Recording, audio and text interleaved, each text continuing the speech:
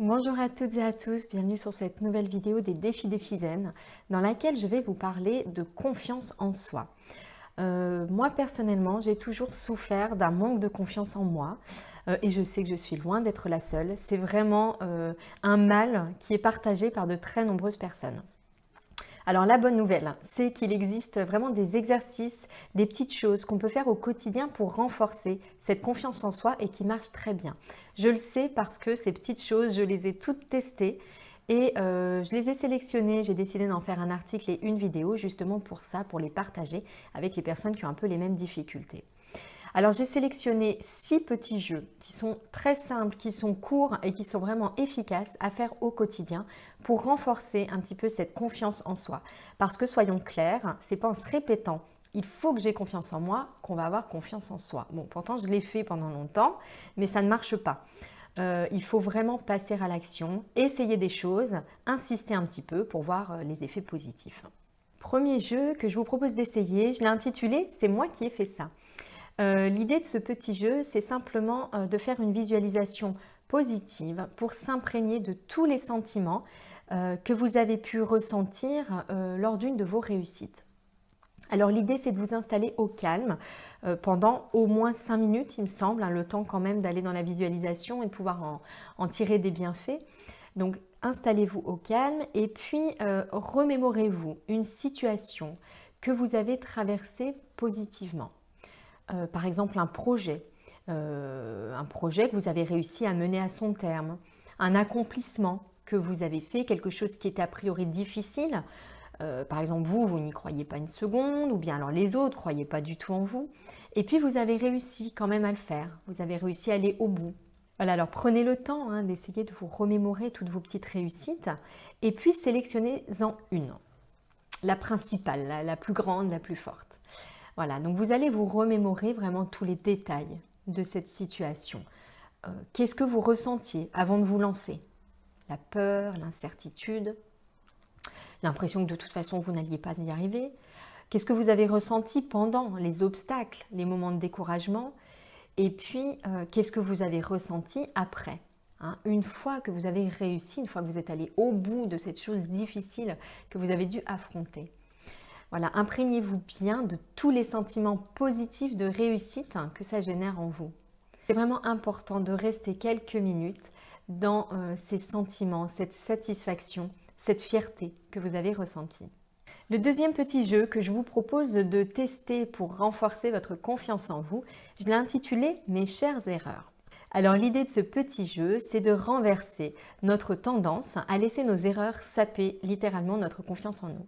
Donc tout le monde commet des erreurs, on a l'habitude de dire l'erreur est humaine, mais il faut bien reconnaître qu'autant on est très philosophe quand il s'agit des erreurs des autres, c'est pas grave, t'inquiète pas, ça va aller, autant quand il s'agit de nos erreurs à nous, on l'est nettement moins et ça nous sape littéralement.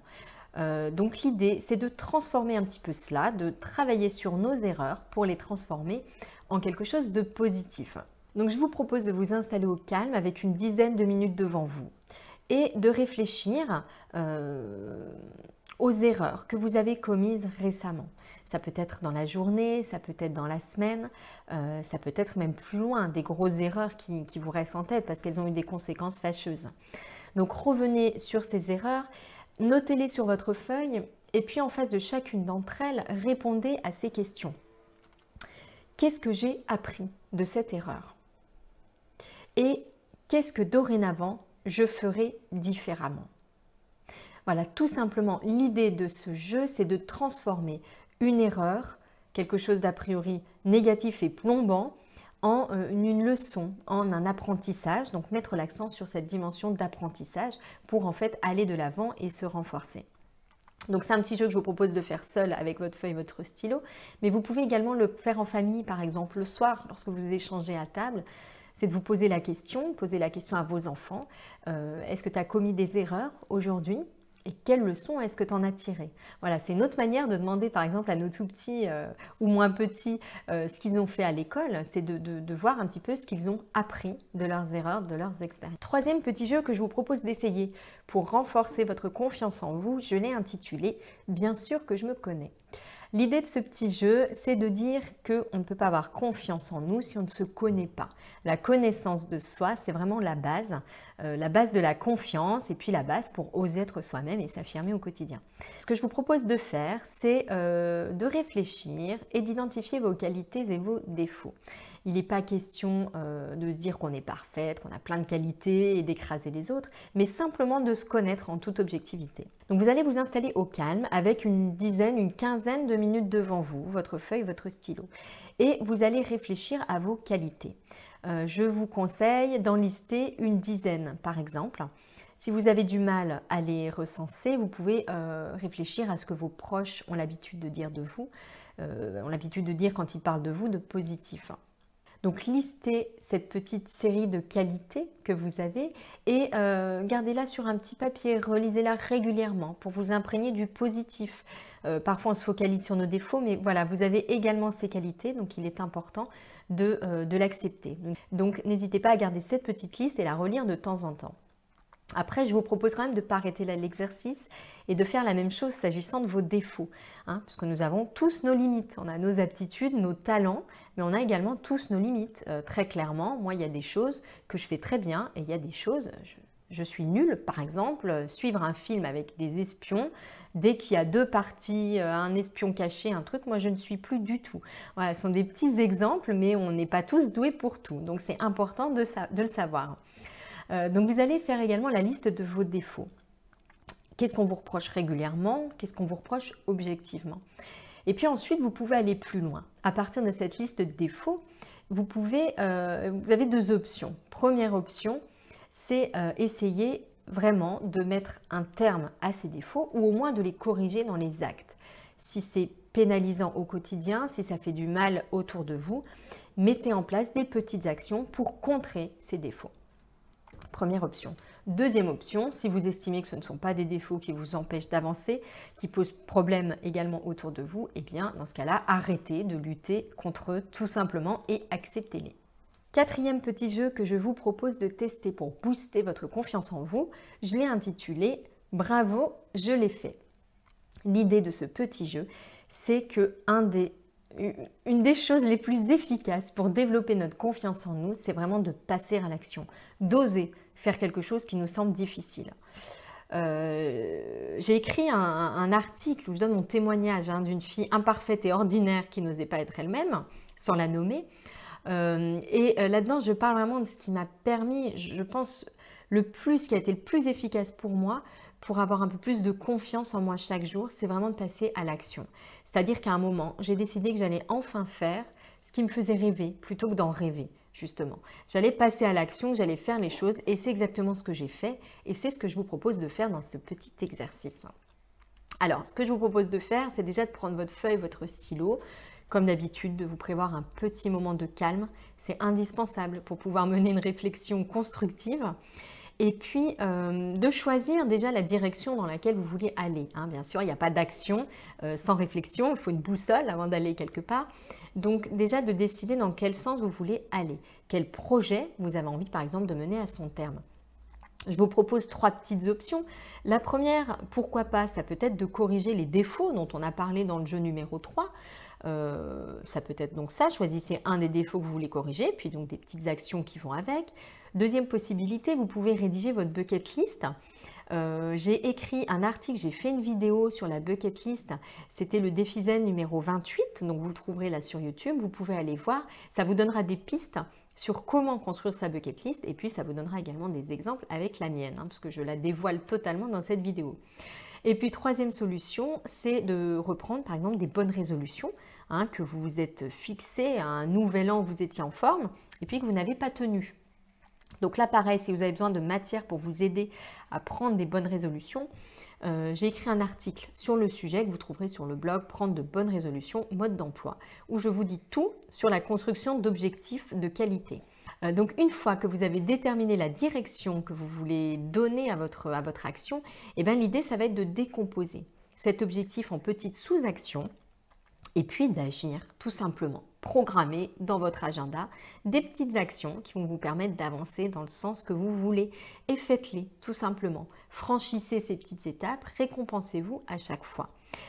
Plus ces petits pas seront difficiles à franchir, plus vous sentirez une résistance en vous, c'est-à-dire que vous serez hors de votre zone de confort, que ça vous bouscule un petit peu, plus le fait de les avoir franchis boostera votre confiance en vous. Voilà, c'est important de le savoir. Cinquième petit jeu que je vous propose, je joue au coach. L'idée de ce petit jeu pour booster votre confiance en vous, c'est que bien souvent, nous sommes vraiment durs et exigeants avec nous-mêmes. Beaucoup plus que nous ne le sommes avec les autres d'ailleurs. Donc c'est un vrai problème parce qu'on a une petite voix intérieure qui est très critique et qui a tendance à nous rabaisser et à saper notre confiance en nous. Avouez que c'est bien dommage. De nombreuses études en plus ont montré le lien très fort qui existe entre le soutien qu'on peut s'apporter au quotidien et nos résultats, nos performances. Plus on se sape, moins on a de bons résultats. Voilà, ça paraît très logique. Donc l'idée de cet exercice, de ce petit jeu, c'est de transformer cette petite voix pénible et critique envers nous-mêmes en un coach vraiment indéfectible, un coach qui sera toujours là, permanent, toujours à nous défendre et à tirer le meilleur des situations qu'on traverse. Donc comment je vous propose de procéder? Vous allez vous installer au calme avec une quinzaine de minutes devant vous, feuille et stylo, c'est toujours important. Ça permet d'une part de canaliser notre attention et il faut savoir que notre cerveau, à partir du moment où on fait l'action d'écrire, de mettre par écrit nos réflexions, il passe déjà à l'action, il se met en mode action. Donc vous allez prendre le temps de vous remémorer une situation que vous avez vécue dans laquelle vous avez commis une erreur. Vous allez repenser à ce que vous vous êtes dit à ce moment-là. Quels sont les mots que vous vous êtes adressés? Est-ce que vous avez été compatissante avec vous-même, bienveillante?